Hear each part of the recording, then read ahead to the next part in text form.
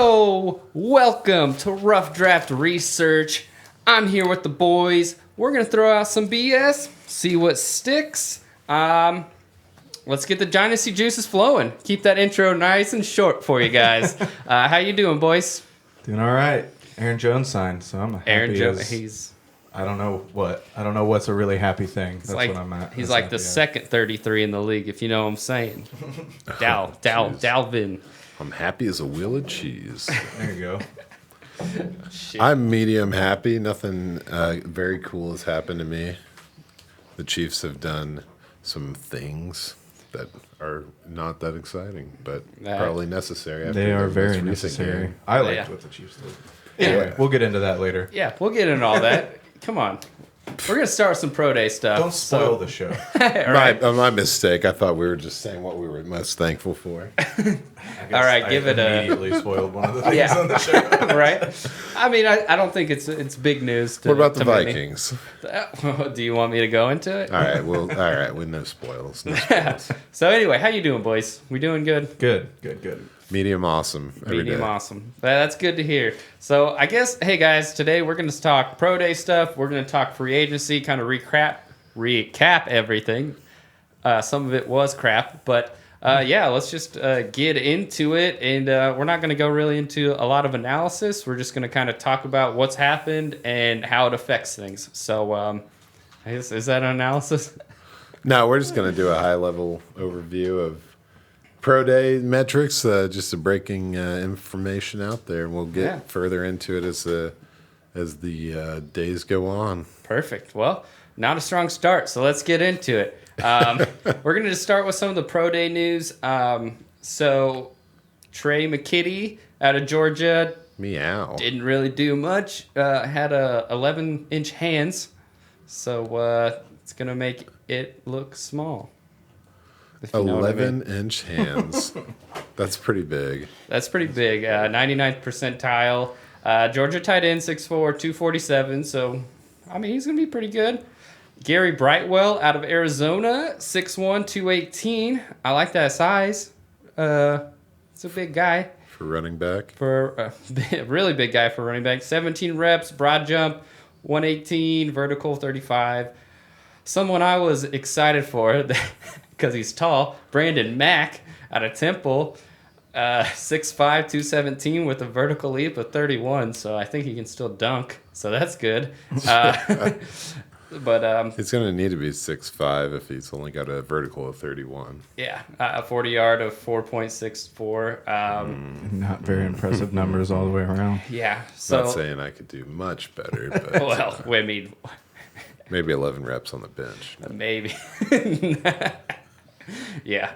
I don't know about that. Isaiah McCoy really let me down. 6'2", 200 out of Kent State. I was excited for him. He was an elite deep threat in the Mack conference. Turns out it's only because he was in the Mack conference. Well, I shouldn't say that, but he came and clocked in at a 4.58 and a 4.6. PFF has him at 4.49, but that's what the coaches clock. So I don't know. Everything's up in the air. He's athletic, got a good body type, so he might get drafted by somebody.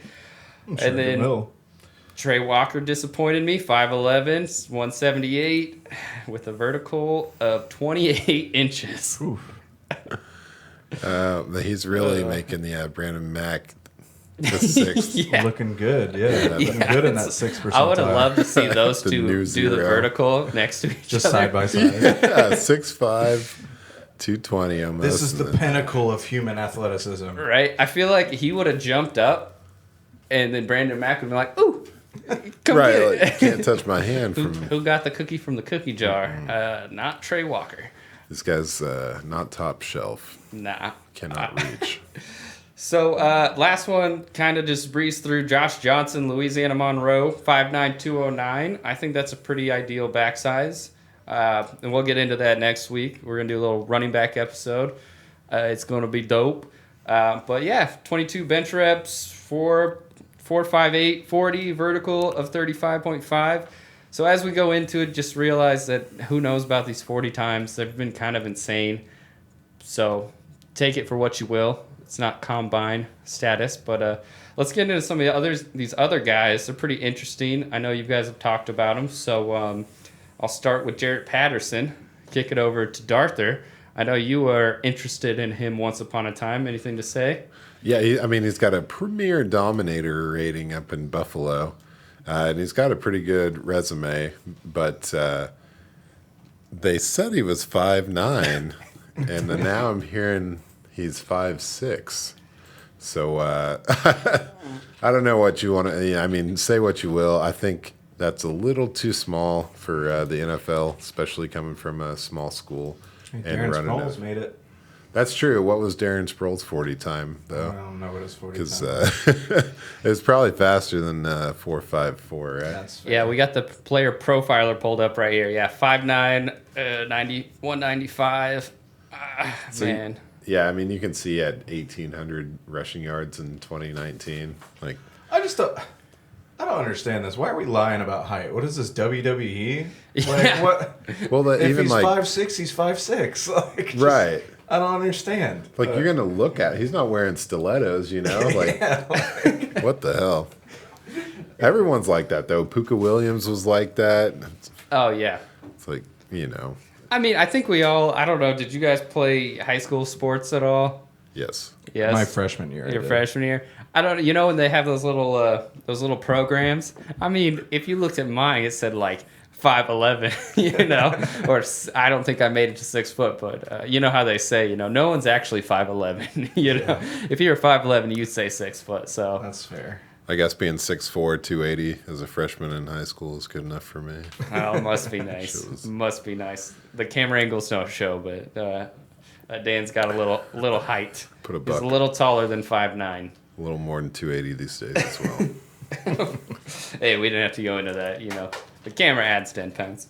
It's light beer. But yeah, I mean, you know, I don't think that he's going to be anyone that you're really flirting with unless he ends up somewhere cool where they could use another guy like Houston. Yeah. Yeah, Houston needs another. Yeah, just spoiler alert. Next is Davis Mills, the Stanford quarterback, 6'3", 217. I haven't really looked much into this guy, to be honest with you, but I'm sure he'll get drafted somewhere. He looked all right. 32-inch vertical, 9.5-inch hands, 4.78, 40. So add 0.5 to that, or is it 0.05 to that? I mean, that's Yeah. just... It's just quarterback speed, I would say. Pretty good on the 3-cone drill. 6.9. That is pretty good. 6.9. Hey. 693, yeah. Nice. Nice. 6.9. But something exciting going What to was his receivers. Connor Weddington, 6'1", 196. That's not bad. 4.4, 740. 6.67 3-cone drill. Ooh. But that's not the exciting receiver. We're going to go to Simi Fahoko. Hell yeah. Fahok, no, you're not going to forget about this guy. Yeah, dude. Well, 6'3", he was labeled as 6'4". I don't know. It's kind of sucks not getting like the standard metrics from the combine. So it's like a lot of information out there. Twitter is not completely reliable, as some of you may know. What? But yeah, 6'3", 222, ran a, what was it, 4.37 40. I mean, that's pretty good. Yeah, you're looking at a guy who averaged 23.6 yards a catch his sophomore year. Lord. And 15 and a half. He's an early declare, you know. He's coming out after his junior year. I think he's gonna make some waves. I like it. Sound waves. Breaking that Mach 1. Let's just keep going through. Jalen Comp, Georgia Tech receiver, 6'2", 226. This guy wasn't on my radar until I saw these metrics, honestly. 30 bench press reps, sign me up. Yeah. Yeah, he's strong. Also, the vertical and the broad jump combined with that 40 time will probably give him a pretty good burst score on Player Profiler, which is one of my favorite things to look at. Oh, yeah, definitely. And, like, yeah, it'd be nice to get, once this all this information kind of gets, like, calculated and thrown in so we get a better idea. But, I mean, just based off what we know now, like, this guy's exciting. Damn. And not to mention, you said vertical. Josh Imatorbhebhe, 46.5 vertical leap. I don't think. Lord. I mean, there's no lasers on the vertical jump. You know. Yes, sir. You don't have to add or subtract anything. This guy crushed it, and he's big, man. He's 6'2", 220, and he ran a sub 4.5. So it's just like he's just nasty. He man. just looks like an animal too, man. Like he Oh my is, god, dude. He's got a shirt off, and I'm like, I'm gonna go put my shirt on because I Right. feel insecure. hide your children. They don't need to know. Going on from him, Anthony Schwartz. Now this was a surprise of 4.2640. Woof. Wasn't that surprising? I mean, it was surprising Well, to me. not if you're Darther. I Yeah, guess. man. Yeah. I've been watching these Auburn boys. He's been I mean, Seth Williams was on my radar. I mean, Anthony Schwartz, like I heard of him. I didn't really look too much into him, but He's on a list. Pre all of this, I got my secret list. He was on there. so let me ask you: did you watch any? Who took the number one corner between these two guys? I hadn't got that deep. That'd be I hadn't got that interesting to deep. find out. Yeah, it's coming, man. You know it's coming. Someone. But yeah, Seth Williams, 6'3", 211. He came out with a 4.540. This guy, Michael Strachan, I don't know who this guy is out of Charleston, but 6'5", 226 with a 4.540. Hey, man. That's don't pretty know. good. I mean, I think that's pretty comparable. We wouldn't be talking about him if it wasn't pretty good, but I'll reiterate that is pretty damn Be good. nice. I don't know. Whenever I see like a 6'5" guy runs a 4.540, I'm just thinking like, yeah, I mean, that's pretty comparable to someone like a Darren Waller.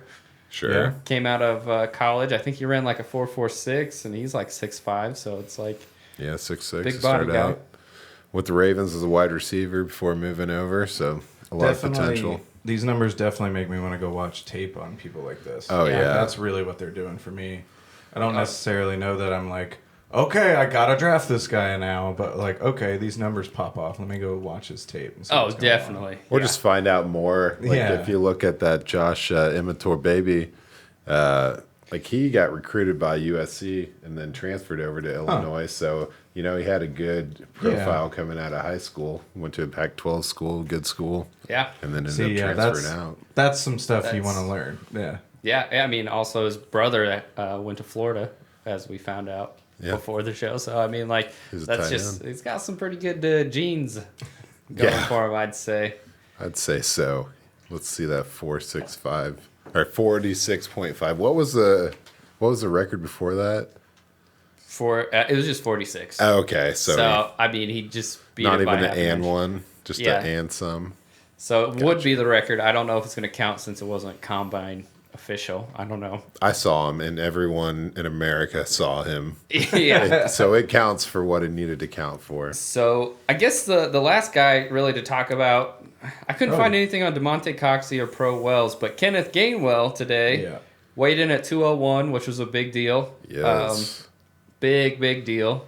huge. And then ran a 4.42 with 21 reps. So took the year off, but Yeah, no, I literally had him in my notes as like, man, he might be too small. And if he does gain weight, is he still going to have that speed? And he just said, yeah, I will.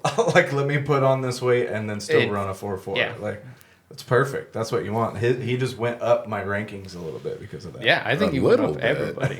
A little bit. So now that we've kind of gone through those names, sorry if that was a little long for you listeners, but like now that we've kind of seen these names, let's just kind of talk about how that affects drafts, our personal dynasty drafts, or maybe our rankings where we have guys. Because one thing I want to mention, and like I kind of talked to Dan, like when you're in a dynasty draft, like this is a lot of fun because now like all this hype is going to move all these guys up. So like it's a really exciting draft. Like you might actually get the guys you want now. Yeah. Like Amari Rodgers might be there. Good Lord. No, I'll just kick it over to you guys and kind of just like say what's on your mind. I mean, I kind of mentioned it earlier with the guys that I didn't really know that much about. It gets me really excited to find maybe that diamond in the rough type guy. So now I'm going to go watch tape on more guys. That's really all it's doing for me though, because a lot of people have really good combine or like pro day numbers and then don't do anything in the NFL. So like you got to take it with a pinch of salt for sure, because you don't want to like get all excited. I mean, for instance, like Equinemius St. Brown was 6'4", ran like a 4.3 or a low 4.4, and got drafted by Green Bay. So everyone was like, "Oh, here we go. He's about to be the deep threat for Aaron Rodgers." I think he's caught like 15 passes. So like sometimes it just happens. You never know, but it does get you excited, and it makes you have more guys to look at least, in my opinion. Yeah, I think it's speed dating with these pro days. The way it's set up, it's like, oh, okay, someone catches your eye, you get that number, you might see what's up with them, and then see what happens. But as far as these guys aren't really cracking my, we do a 3-round rookie draft. Mm-hmm. I'm not seeing anything outside of your Gainwells and maybe Seth Williams. Yeah, a couple of 3rd-round wide receivers, but that's like to be determined. Yeah. It's a lot of people you can look for after the draft. Yeah. Too. If the draft doesn't really go your way and you know about these guys, like go scoop them up. If you got roster spots, there's a lot of good lottery tickets, and you're not going to know. Yeah, I mean, it's finding out on the waiver wire with everyone else unless you track this kind of stuff. Yeah, high or a chance at a high payback for getting a guy after the draft. Yeah. So, and a lot of it's going to pop once we see draft capital. Yeah. Team needs teams, right? Honestly, a lot of it's wide receivers because they're going to flood, the draft. Whereas the running backs, if these guys aren't getting drafted, then they immediately just fall off pretty much, unless a situation arises. So. Now that we got that out of the way, got the pro day stuff, kind of informed you a little bit. We'll kind of do this moving forward because pro days are so scattered right now. Coming out all the time. Yeah, so we'll talk. We'll narrow it down to like some more important people. We're just gonna talk free agency now. Whoop, whoop. Kind of talk like the ripple effect. Kind of start with some exciting news. Let's talk the New England Patriots making some mother trucking moves. So I'm gonna kick it to you boys. Let's start with you, Christian. What are you thinking on all this? So I mean, they went and got Cam Newton. I don't have a huge opinion on Newton, but I do think he can be better with better weapons. I mean, I think it kind of somehow goes overlooked how bad their skill position players were last year. Like, Jacoby Myers is your leading receiver. I think you could literally look over. Yeah. So, I mean, they went out and they got him a bunch of guys. So you could look for him to maybe have a decent bounce back if you're in a super flex and you're kind of stuck with him, or if you just need a guy. But I still think they're going to draft a rookie. I almost think that's guaranteed in the first round, right? Yeah. Yeah, I think they even trade up, honestly. Yeah, trade up to get their guy. I really like the addition of Kendrick Bourne.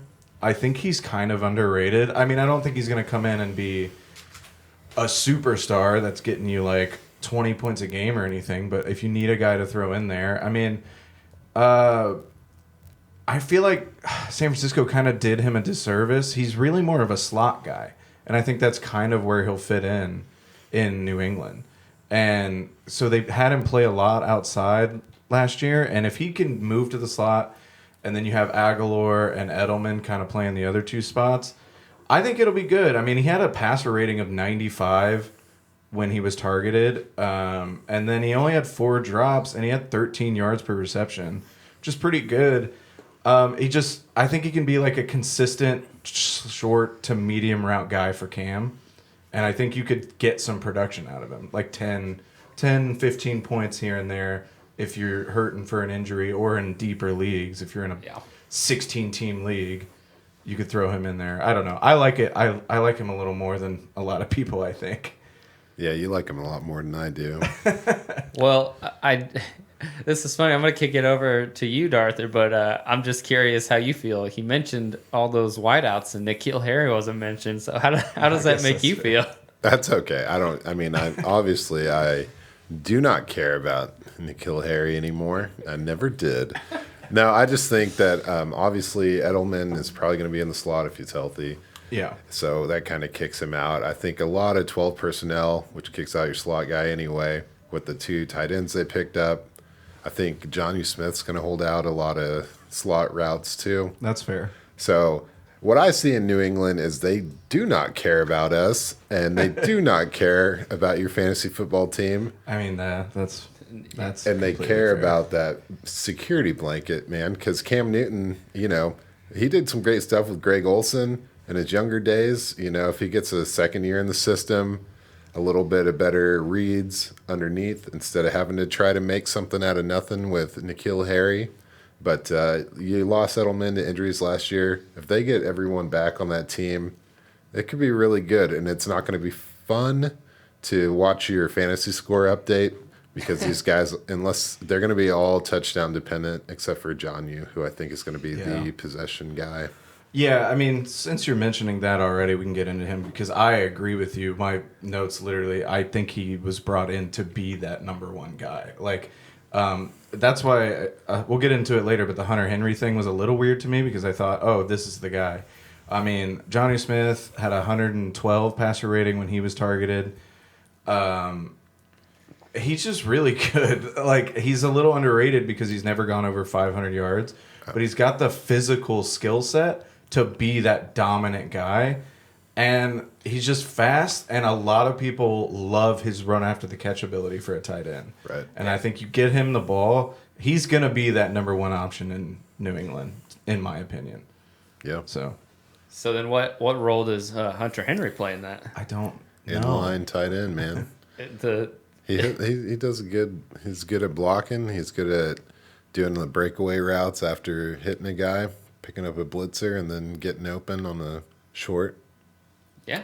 I think it's going to be Okay. beautiful. Well, I was going to ask you because you're kind of our tight end guru. Sweet.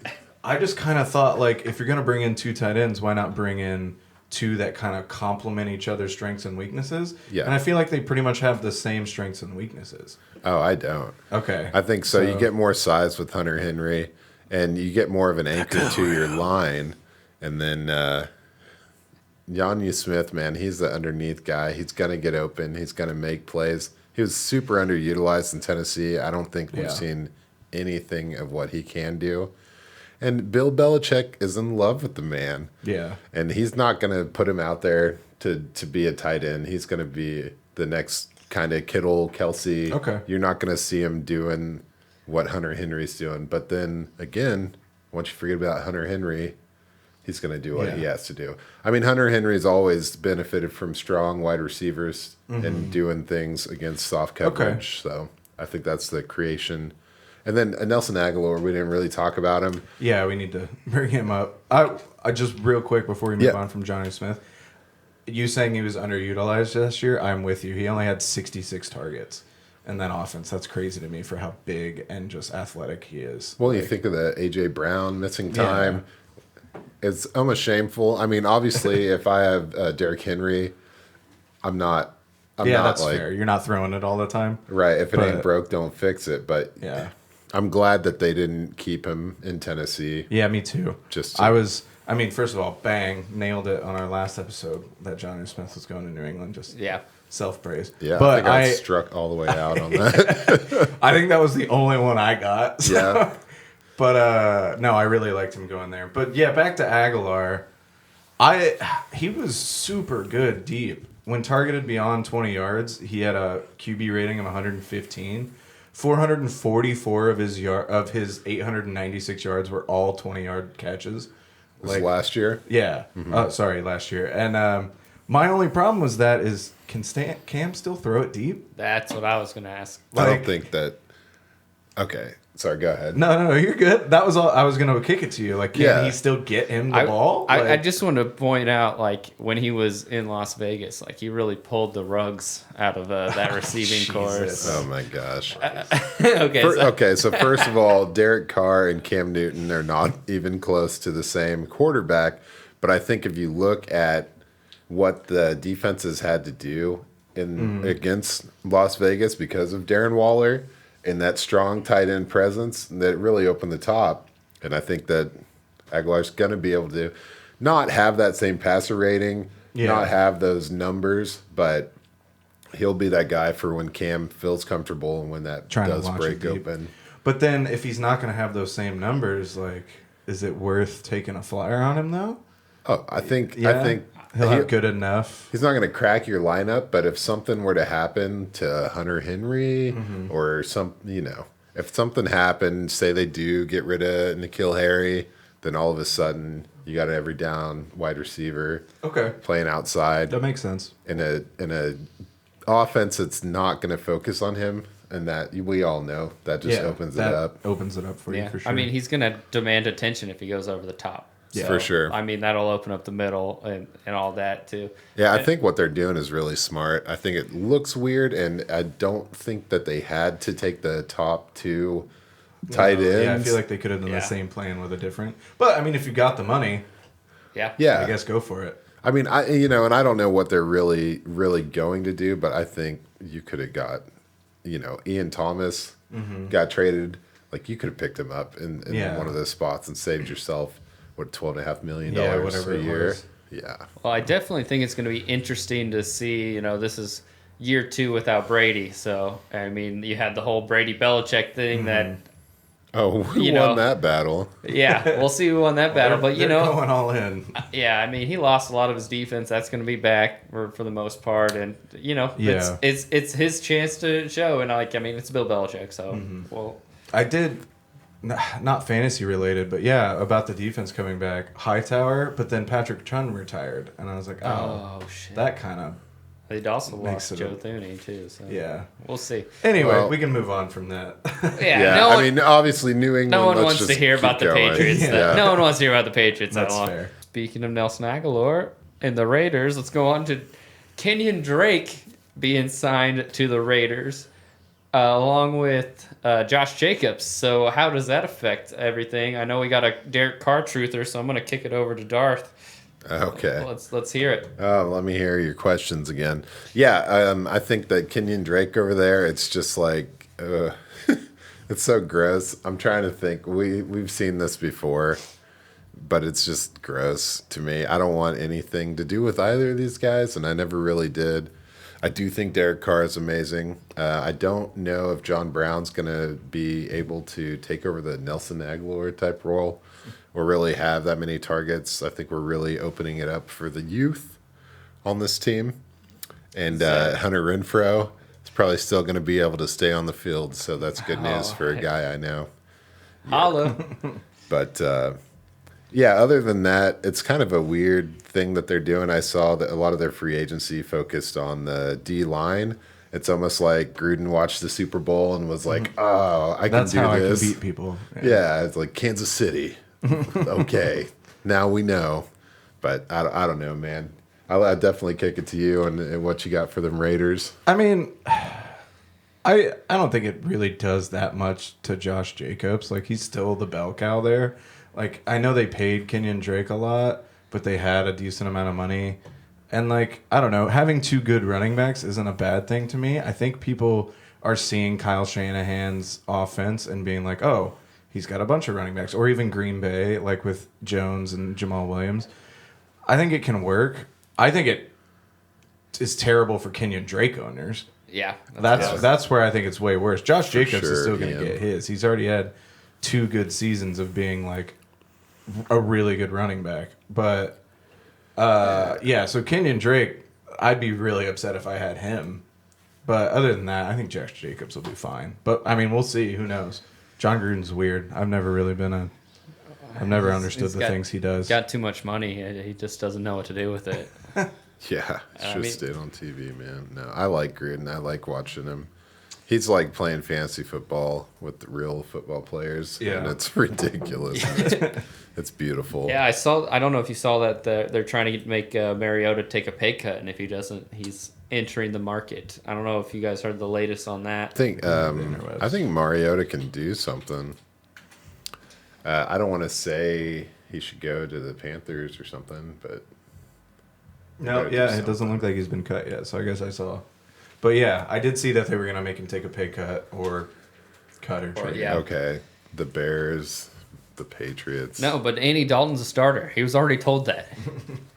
Yeah. They told him what? That's cool. They say a lot of things in Chicago.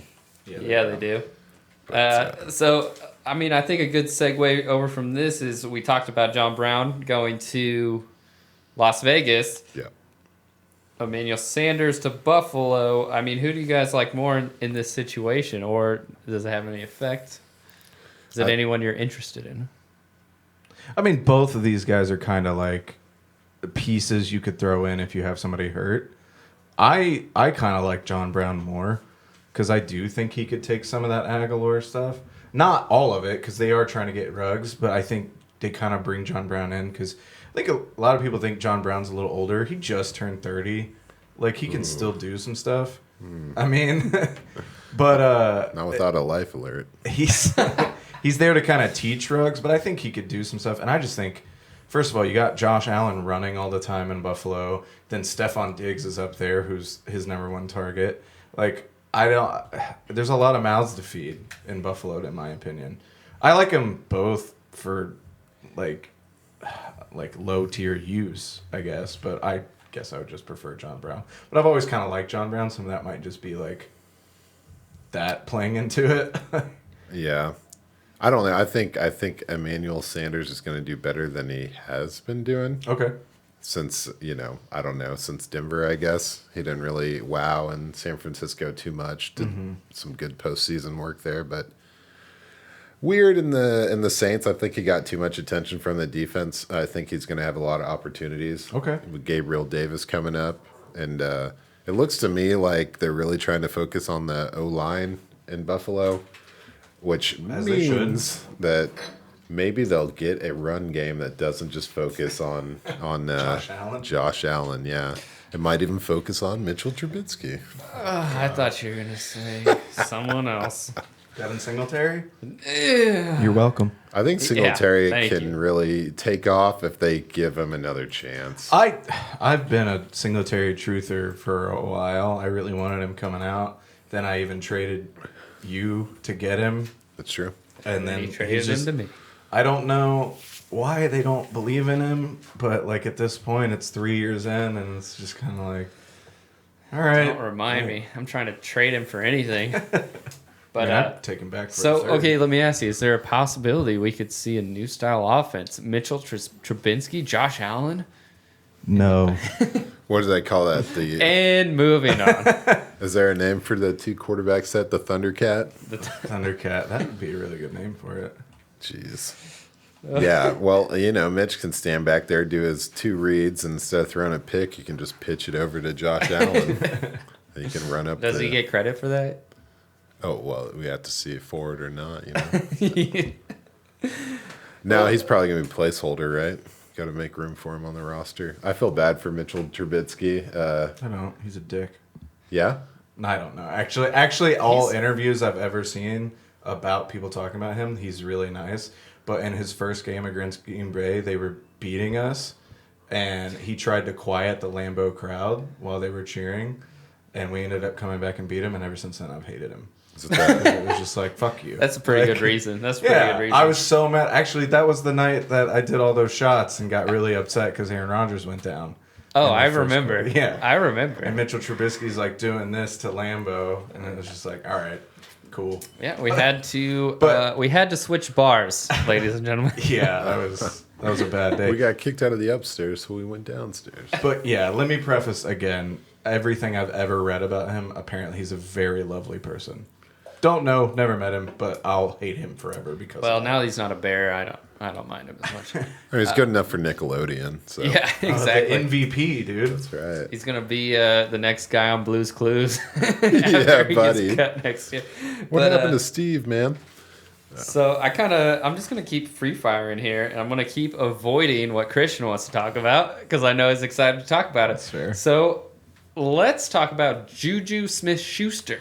Juju. So this guy, going back to the Steelers, didn't really see that.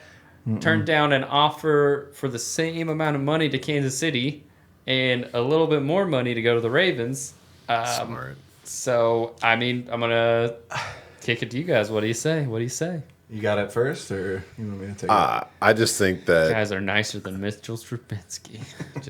First of all, Mitch was a victim of Matt Nagy, but we won't get into that. But I think this is a smart move by Juju.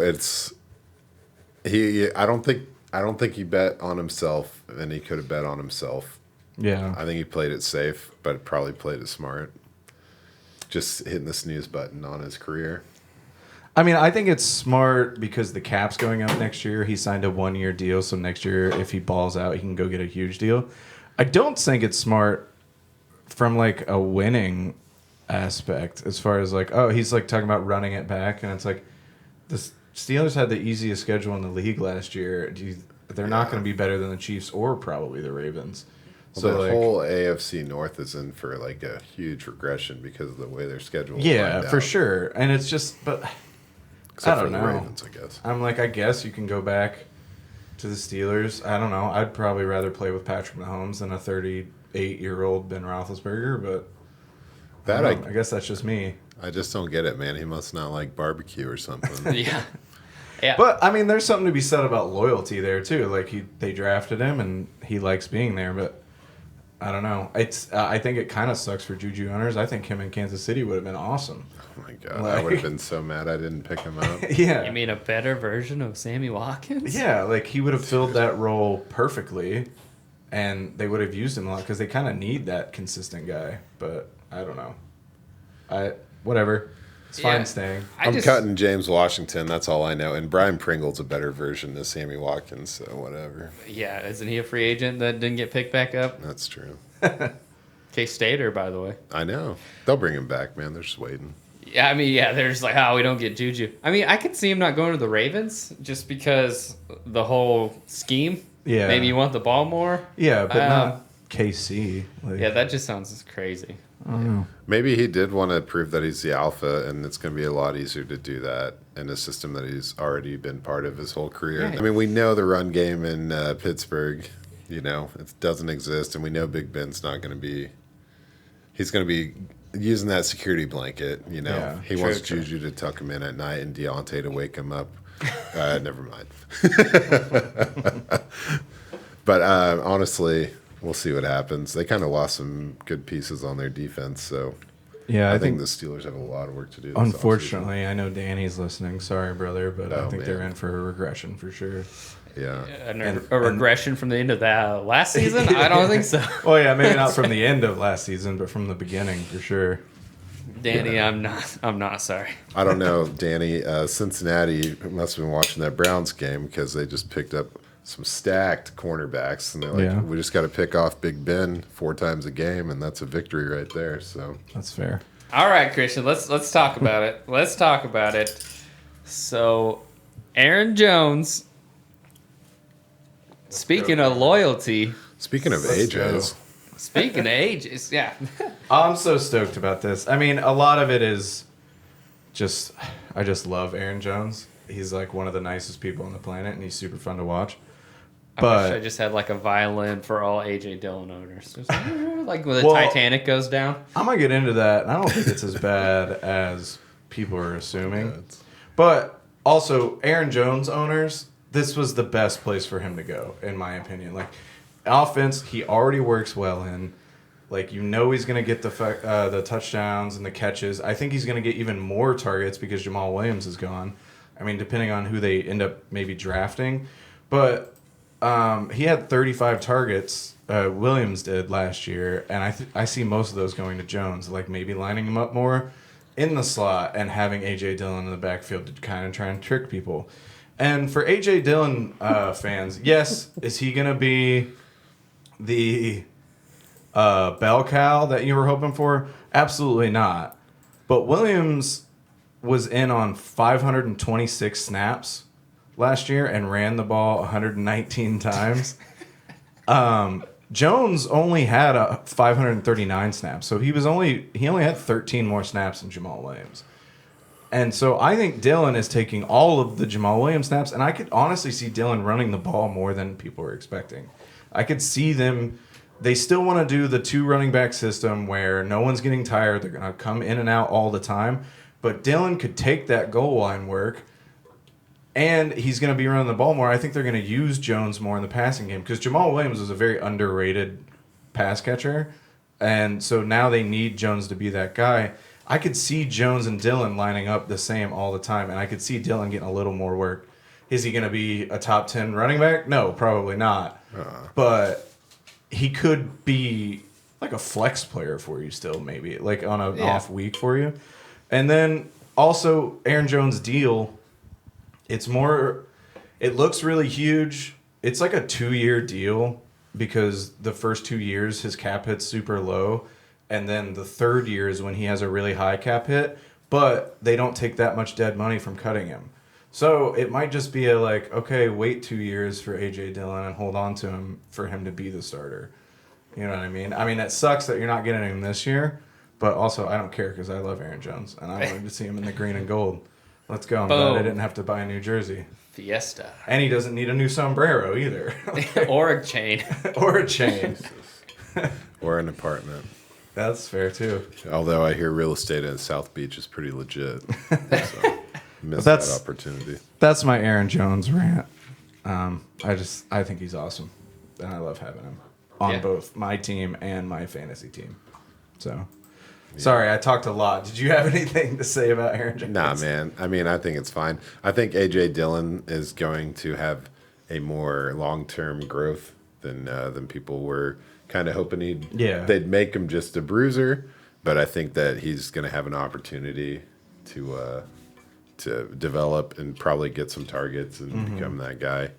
So I'm just really surprised that Mike McCarthy didn't pick up Jamal Williams because he's such a good pass blocking running back, you know? That's fair. Oh, Mike. Let's knock out this tight end news. Everett to Seattle. Jared Cook to the Los Angeles Chargers. Do we have any opinions on that? I kind of like Everett to Seattle, but not necessarily for fantasy. Yeah. But I think they could both be okay backup tight ends for you. Jared Cook I like a little more. With you could see they want to ball out with Justin Herbert. Oh yeah. And that gives him a athletic blanket over the middle that he can use. And Everett, he'll be all right, I think, but I don't know about fantasy wise. I think Everett's going to do some good stuff up there. Yeah. Especially with them bringing back Chris Carson. It's like those targets that Chris Carson never took up need to go somewhere, and I think they're going to fall in the hands of Everett. I think that they're set up for all kinds of stuff, right? They talk like we want to do the run game, We're not letting them cook. But, quarterbacks that aren't cooking are usually making the tight end look pretty good. So yeah, well, I mean, let's stay on that train. Let's talk about Chris Carson. Re-signed. It was a 2-year deal, I do believe, with Seattle. I mean, they've always liked this guy, so I guess it works. Yeah, a couple, 1,100, 1,200 yard seasons. I don't know why they like him, but no, I like him being there. It's fine. There maybe could have been more exciting places for him to go, but I don't think it's gonna hurt him.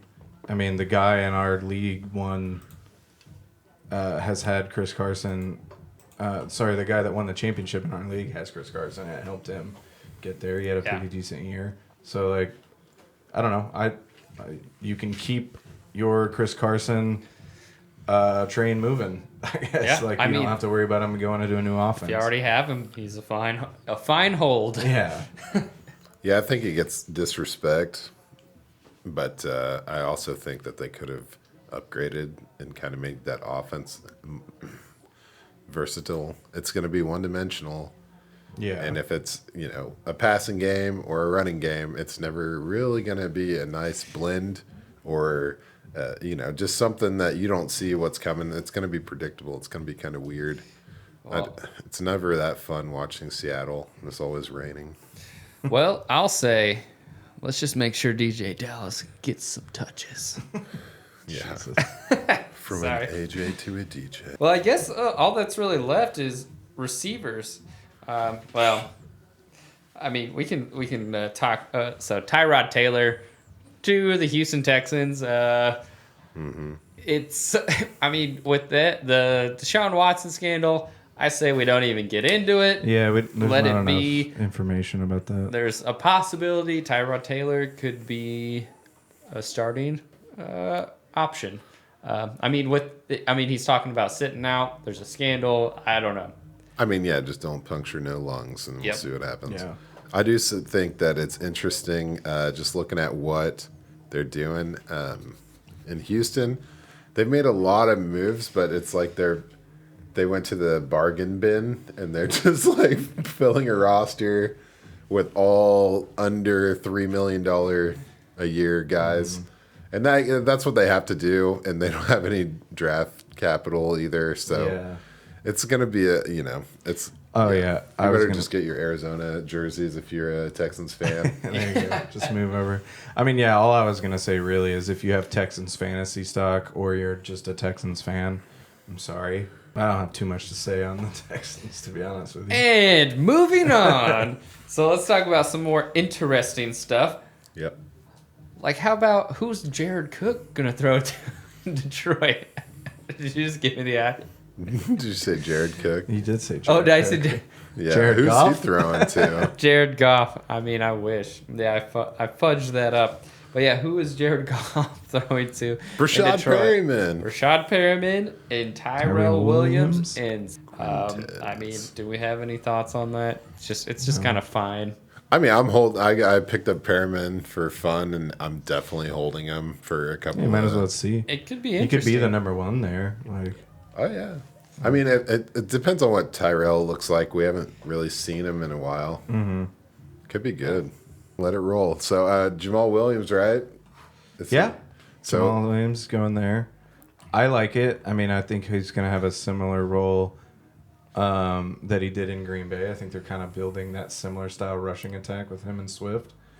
I mean, he's no Aaron Jones, but he might just be up there with Aaron Jones as far as the versatility and the skill and the pass catching chops that he brings. And I'm not reading what you're saying, but go ahead. Just I have a buy on DeAndre Swift because I think you might be able to get him low because he didn't have a great rookie year.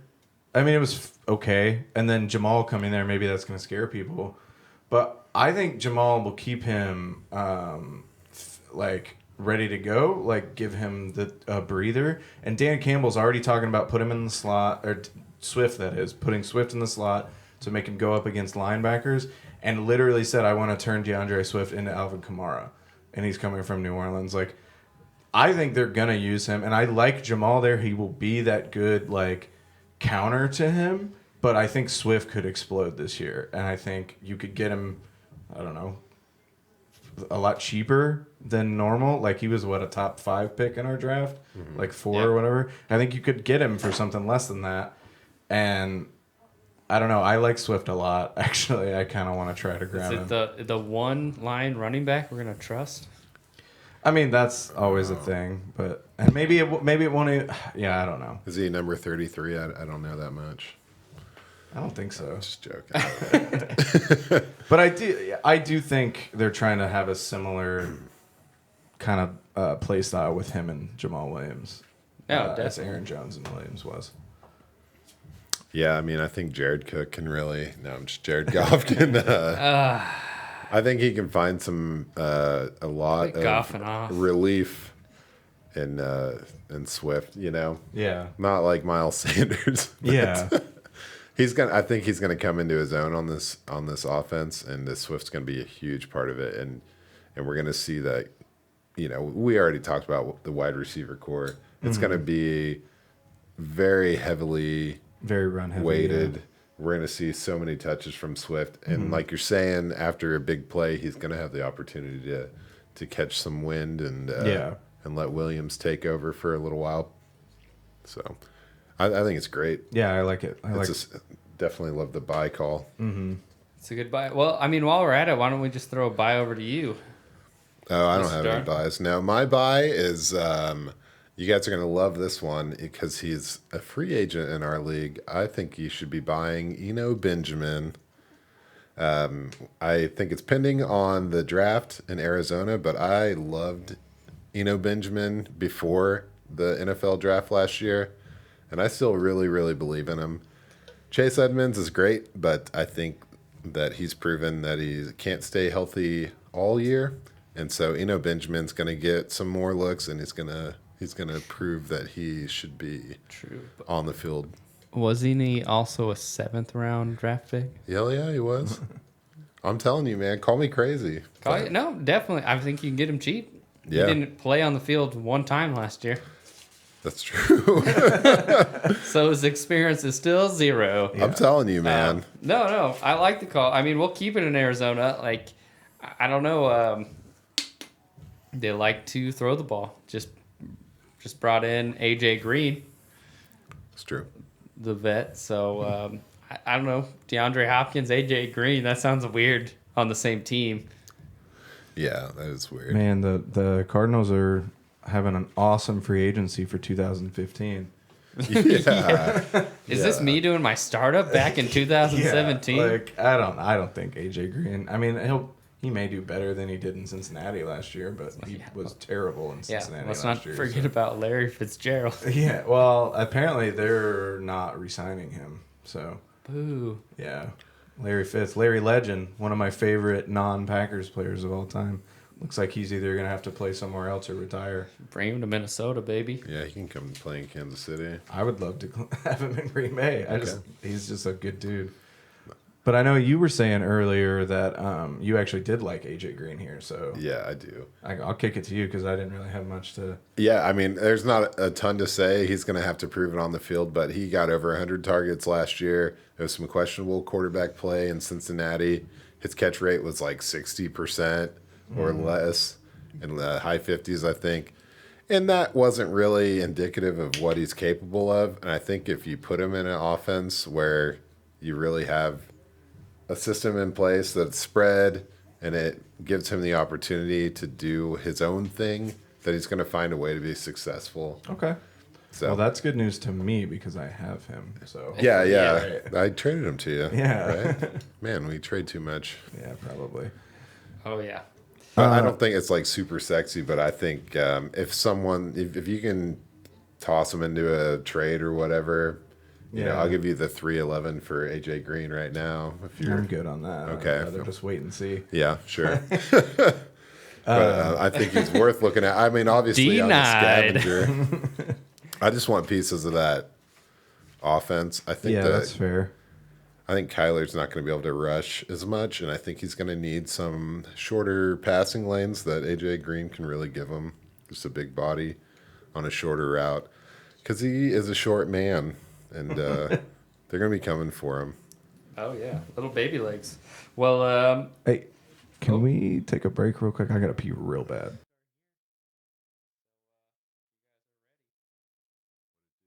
all right. Let's keep the gravy train rolling. Let's talk Will Fuller to Miami. That's exciting, I think. I don't know. I'm a Tua owner. I mean, he took a 1-year deal. Like, there was rumors that a lot of people were going to be taking these 1-year cheaper deals and then waiting for the salary cap to go back up. I'm just not really sure this is the best place for him to show off his skill set.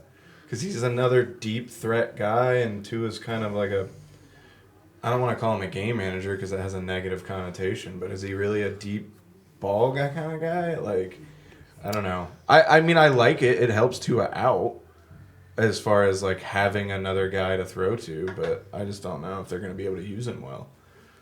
Oh man. Well, I don't know. If we're talking about Henry Ruggs and Jerry Jeudy and Alabama, what's going on? But feels like Tua had a pretty good deep ball in college. That's fair. And I mean, I'm not like, I agree with you. The way they played him in Miami was super conservative, and he wasn't comfortable, and it was weird. And I don't know if he's going to make it through another year there, but if he does, it's going to be because of Will Fuller. Yeah. I think that's Maybe huge they just thing. felt like they didn't have that guy, so that's why they didn't want to go deep. Yeah, I mean, so you had Preston Williams injured. Gesicki is not a deep guy. Yeah. And then you got Parker, and then you're also playing against Fitzpatrick, who kind of was a deep ball guy. Yeah. And so, you know, you put him out there, you put the rookie out there, and you want him to not mess it up. Don't mess it up. Mm-hmm. And then you give him an off season, and you give him Will Fuller, and I think you're going to, hopefully, I think this means that they're not going to take Devonta Smith in the draft. I think it means they're going to look for someone with a little more body to him. anyway, we can get into that some other time. But I think I think it means something. Okay. I don't think it was Will Fuller's best move, but I think for Tua it means a lot. Okay. I like that. I get that for sure. Yeah, I lost all of my train of thought. But no. I like what you said. No, that makes sense. Maybe I just am underrating Tua a little bit because it was such a weird. I don't even think he was that bad, but it was just kind of like a weird rookie year.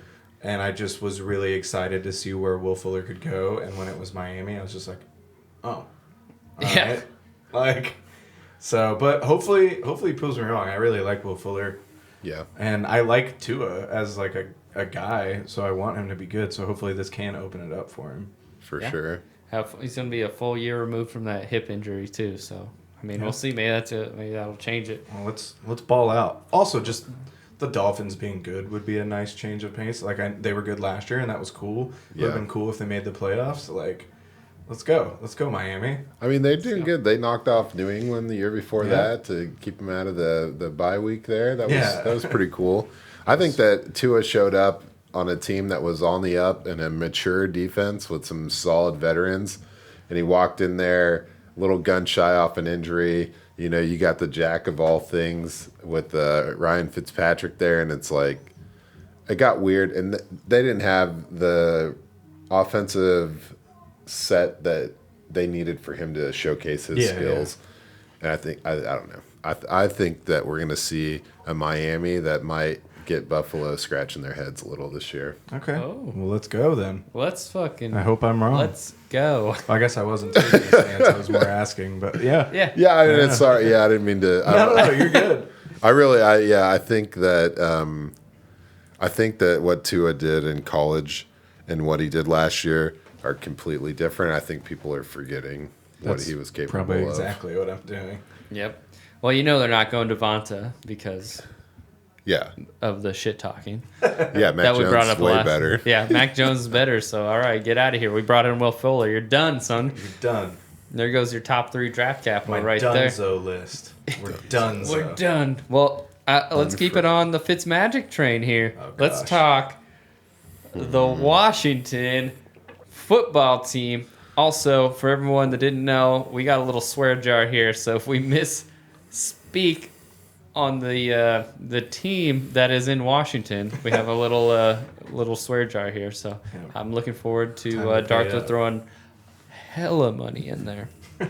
So we got to kick it over to Dartha because he is a Scary Terrier owner as well as a Curtis Samuel owner. So let's kick it. Let's see what you got to say. Go Buckeyes. Man, yeah, it's okay. So anyway, let's just start at the beginning. Fitzpatrick, that's awesome. I mean, look at what you have there. In the past, you're looking at Case Keenum was in there, and then Haskins was in there. He's a Latter-day Saint as far as I'm concerned. So you got Alex Smith in there, and it's just all bad. It's kind of weird to think Kirk Cousins was the best quarterback they had in the past, like 10 years or something. RG3, you good, though? Anyway, so I think that Terry McLaurin benefits from both moves. He's going to get a quarterback that's willing to put some air under the ball, and he has just done so many good things with so little support as far as a guy on the other side, a guy in the pocket. Even the run game was a little weak 2 years ago. But I think it's going to be amazing for him. It sucks for me because I own Curtis Samuel as well as Terry McLaurin. And the last thing you want is your number 1 wide receiver to end up with your number 4 wide receiver on the same team. But if they do something magical in the draft and get a real quarterback in there, I could see both these guys being, in the top 30, week to week. Curtis Samuel's amazing. It's cool to get him hooked back up with Ron Rivera. I think that they have a big plan for him. It's not going to eat into Terry McLaurin's workload. It's only going to make him more efficient, and it's going to be awesome. But unfortunately, yeah. Yeah, I can tell you're super confident. Looking here at the Sleeper app, looks like Curtis Samuel's on the trade block. Yeah, I put him up on the block. You know, I gave a second for him that turned out to be the 202. And I'd love to get the 202 for him again. Well, but I'll be happy to keep him. when I saw you put him up there, I wanted to trade him, but I don't really have any draft picks. So Yeah, there goes that.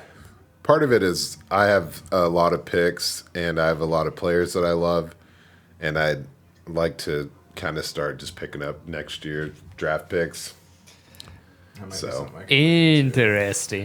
Not You could not have like, just said that to me personally. hey, man, he's on the block. You know, if you want him, go get him. I don't have a second next year either.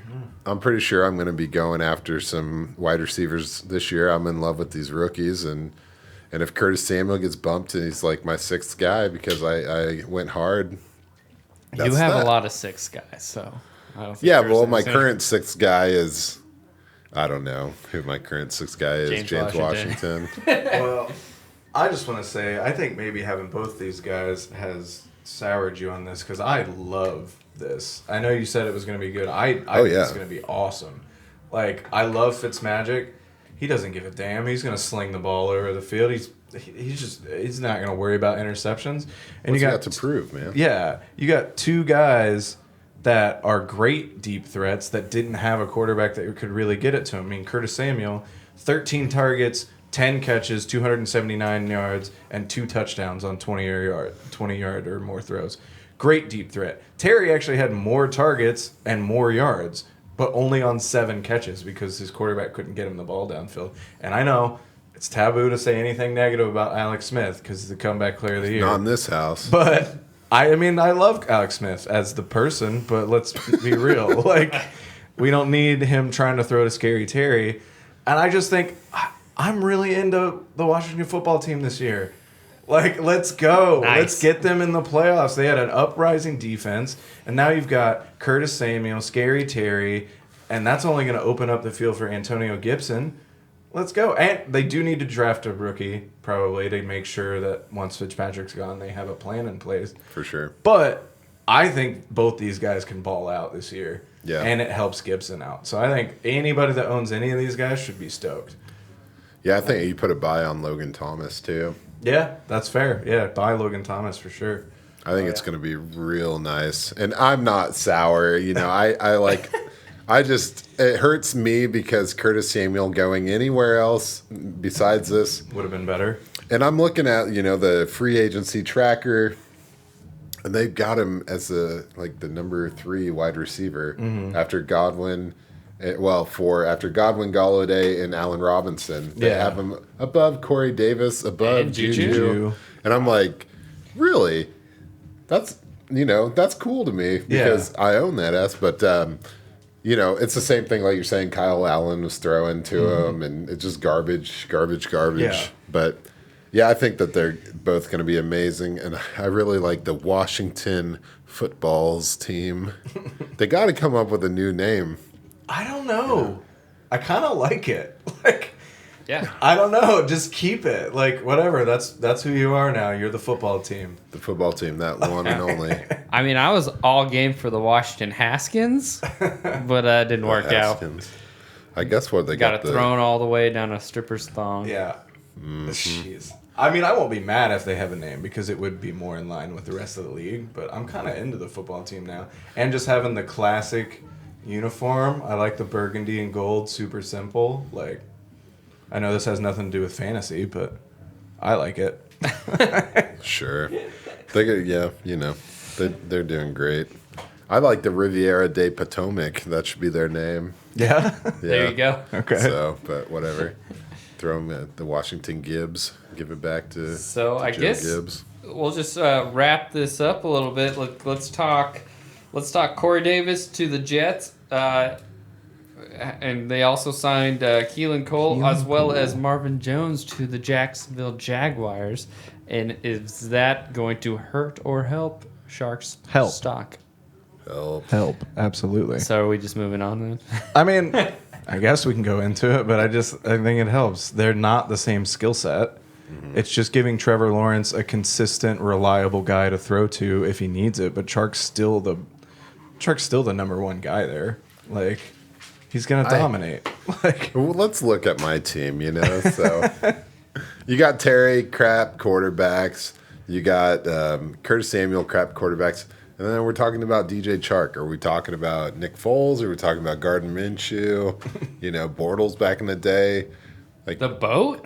Yeah, so... The best of all time? Yes, man. So there's only improvement for Chark, and I think having a little more competition for him to step up against and to have Trevor Lawrence in there. Yeah. I mean, the assumed Trevor Lawrence, it's going to be awesome. yeah, I'm really sad I traded him. I tried to do it. I sold out for a championship and it didn't work, and now I'm very envious of Chark. Man. We'll see. Don't even worry. He'll be on the block next week. 100%, man. I'm sure Anthony Miller will go to the really hard. Oh, yeah. Jacksonville.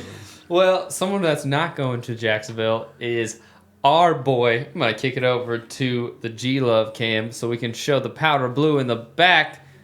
Mr. Kenny Galladay. I don't know how to do this. Can you put a filter on that and make it that New York blue? That New York blue, yeah. I think that's what we're going to have to do because those trade talks are heating up. As long as they're not going to the Ravens, I'm a happy camper. Yeah.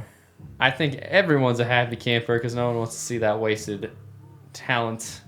I'd love to see that talent wasted. Oh, I'm sure you would. Put him in Chicago. Oh, goodness. I actually kind of like New York for him. I mean, as much as Danny Dimes turns the ball over, he can sling it. Yeah. Like, he can get it to him at least. But half the Saquon time it might coming go to back. this. Yeah. John Ross, Kyle Rudolph. I don't really care about those two very much. Yeah, I don't think any of it does. But, I mean, maybe John Ross can finally find that niche for himself, but I don't think so. It all depends on what Mike Glennon does. Oh, yeah. That's fair. Don't forget Jared Cook is now the quarterback for the Detroit Goffs. So we skipped over Corey Davis. We mentioned it, and then neither one of us said anything about it. Did you have any big thing on him? I mean, I like him going there. Could help Mims out. But I don't know. Are we relying too much on a guy that had 3 years of meh and then had a great last year? No. Okay. I don't think so. I think it goes back to Tennessee being Tennessee. Okay.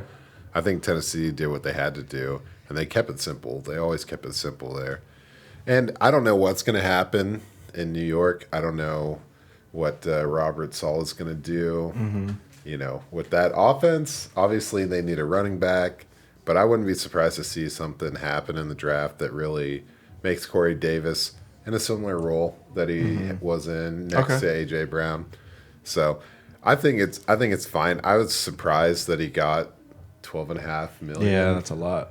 Like he had basically the same, dollar per years as Hunter Henry, and both of which getting more money than Curtis Samuel. Yeah. And it kind of is weird to me. But I think Jets did have a lot of money, so it might have just been one of those they know they want this guy, so overpay for him. Sure. Kind of thing.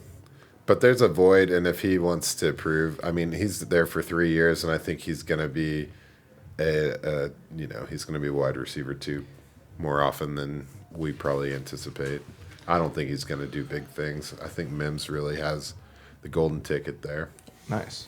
So what about Crowder? I really liked Crowder being the slot guy for Corey Davis and Denzel Mims, and then they signed Keelan Cole, who is also a slot guy.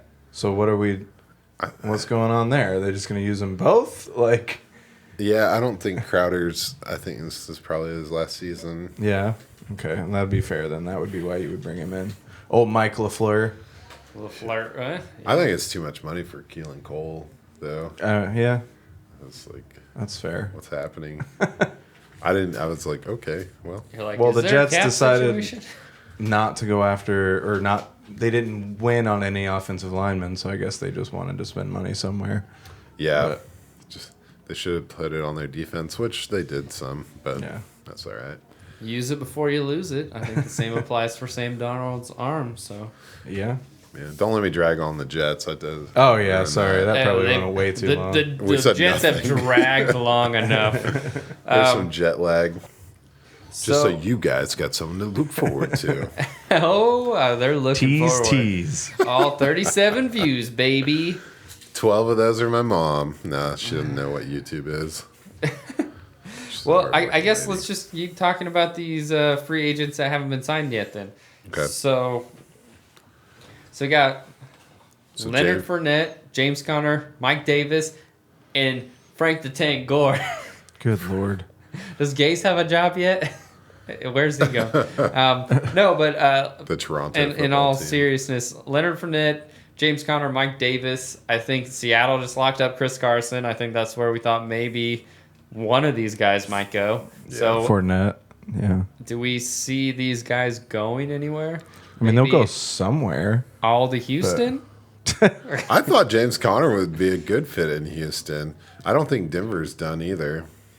Yeah, Denver needs a secondary guy. I think Mike Davis would really be, not really. I feel like Mike Davis should just stay in Carolina. For sure. His best years there. I mean, they got Mike Boone in Denver. They're good to go. Yeah. Former Viking. Yeah, I don't really know. Fourth string. I don't really know where I'd put any of these guys now. Well, first of all, James Conner can get in the bin, so I don't really care where he goes. Yeah, I hope he goes somewhere where we don't care. Like, yeah, he can go back. He can go work with Eckler. He'd be a good pairing with Eckler for the Chargers. Yeah. Well, let me ask. That's fair. Let me ask you this: not to go back to the Jets, but LaMichael Pirine is the presumed starter there.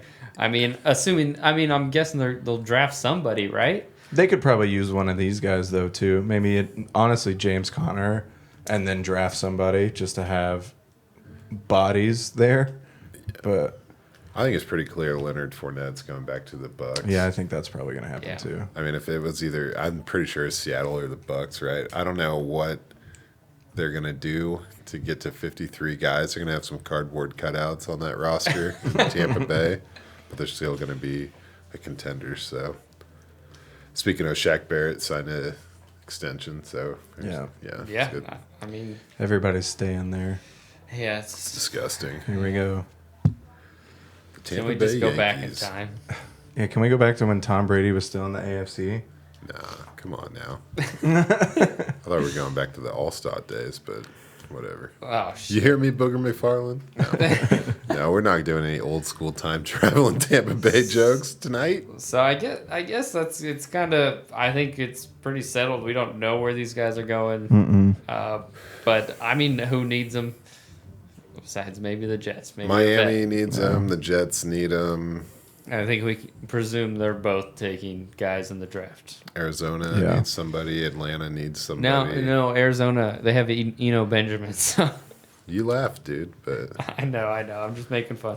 So I guess let's go to receivers. T.Y. Hilton, Sammy Watkins, Antonio Brown, Josh Reynolds, Golden Tate, still on the board. Can they help hurt a situation? Do you see them anywhere? I think T.Y. will have some options.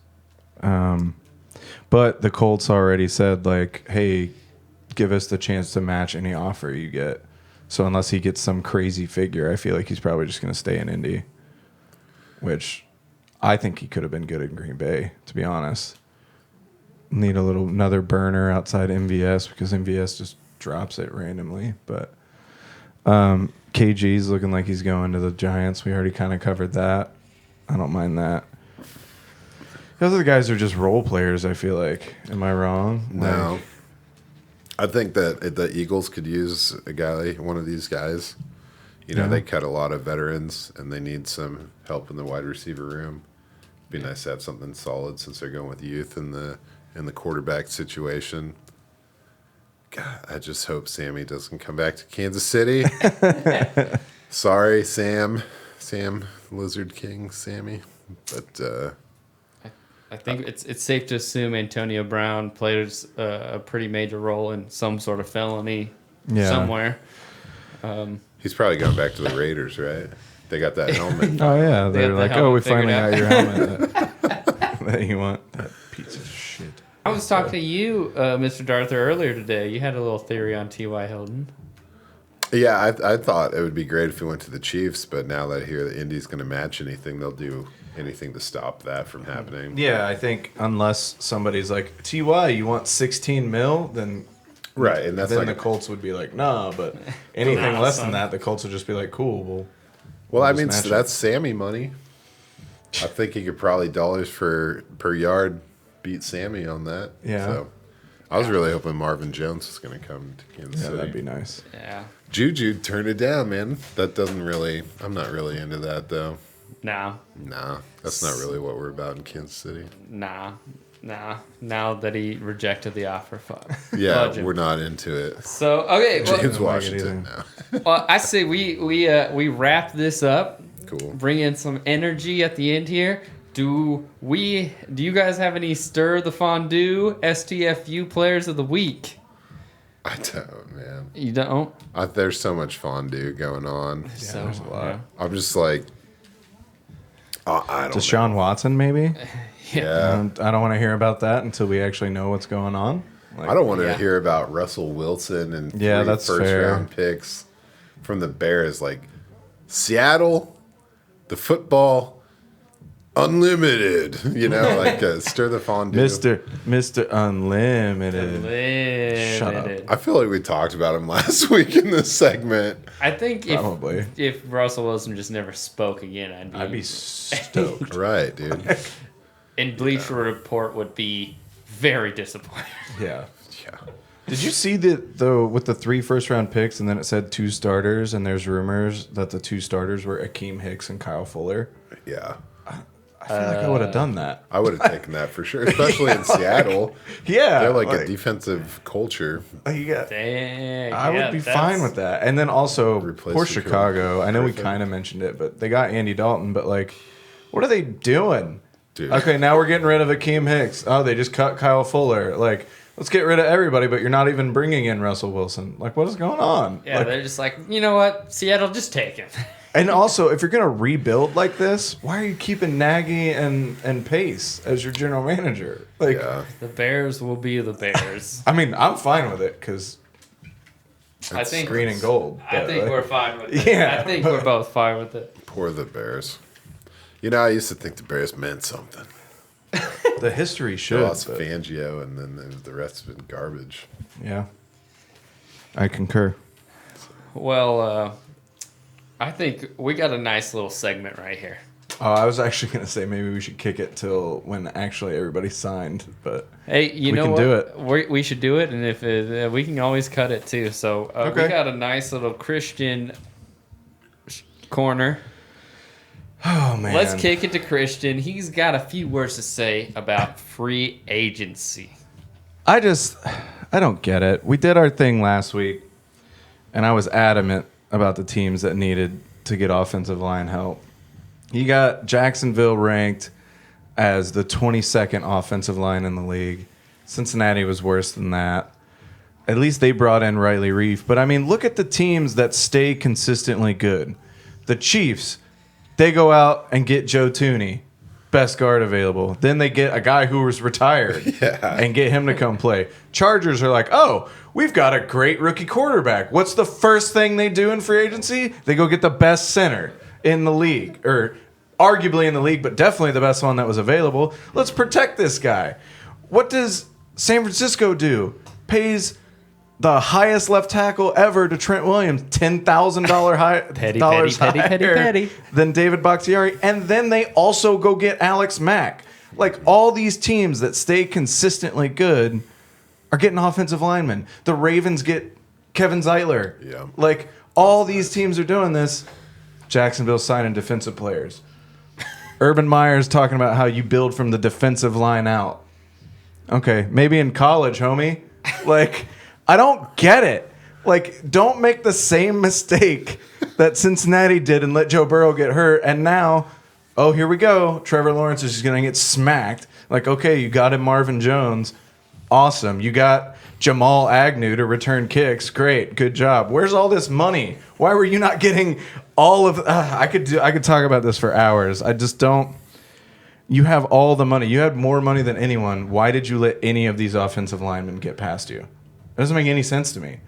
David Andrews, gone. I know the Bills kind of screwed things up by signing 3 of their offensive linemen. Yeah, good on the Bills. Yeah, again, though, good on the Bills for doing that. Like, I don't know, man. Just wake up. SOS. These teams need help. They always suck, and then they're like, well, wonder why. Because you don't have enough time to throw the ball. Just I don't know. It stresses me out, to be honest. I think that Cincinnati did some cool stuff getting Awuzie and then Mike Hilton, some solid cornerbacks. Yeah, but what happened to hashtag keep Burrow upright? They just don't care. Hashtag keep him lean back. Also, I just thought about it. They're getting their other first-round draft pick back, and then they sign Riley Reef. So are they not going after Sewell? They have to. Yeah. They have to. You'd think. But so why sign Riley Reef? Aren't you going to kick Jonah Williams out to right tackle? No. I don't. It stresses me out. And sorry for Joe Burrow when you tear your other ACL because you don't have any time. Joey will be just fine. He's going to get quicker, more elusive. But your corners will be decent, so that's fair. I believe, he's going to be part of the ACL. You need to get another one. Oh, man. Anyway, that's my rant. Offensive line is overlooked for some reason by these teams, and I don't understand it. Sorry, go ahead. No, you're good. I also just think it's kind of funny that Cincinnati's getting those corners, and they're like in a division with the Browns and the Ravens. It's like probably the run game's probably what you should be more worried about, but for sure, I'm sure also Odell will have his good times. Why not just keep William Jackson too? Isn't he really good? Like, if you're gonna sign corners anyway, just sign that one. What happened? Like, what? I don't know what happened there. I don't get it. These teams stress me out. I could tell, man. Not everybody can be the Packers. Well, it's all the same teams that are good. You would think that wouldn't happen in the NFL with the salary cap, but this is why it happens. Because they ignore offensive line because they want to make these splash signings. Honestly, but then Jacksonville didn't even make any splash signings, really. No. Like, I think they picked up 5 corners, like cheap corners. And didn't they let Boye, I think he was with Denver. Yeah. That was a while. I will say, though, as much as I am pretty much shitting on all these moves, congrats to everybody that got paid, though. That's awesome for them. It's a round of applause, everybody. Yeah, good job getting paid. Don't forget us. We got you where you are now. No, I'm just joking. Speaking of getting paid, if you want to join our Patreon, we don't have available, make sure you click the like button, click subscribe. I think we got 6 of them. We'd love for you to be lucky number 7. So, 11. Boys, do we have anything else we would like to talk about? Just our sincerest apologies. Yeah, for everything. All the time. Sincerest apologies. I could feel my blood boiling during that segment. I think Urban Meyer could feel it. Urban Meyer just jumped out of bed like, what was that? What just happened? Sorry. So you're saying I should sign a line? Sorry to everyone. Well, all right. Well, here's the sign out. AJ out. Peace out. Daniel out. Daniel out. Darther, Daniel. All right. So this is awkward, but all right. Goodbye, everybody. This was Rough Draft Research. Thank you. We're already playing the song.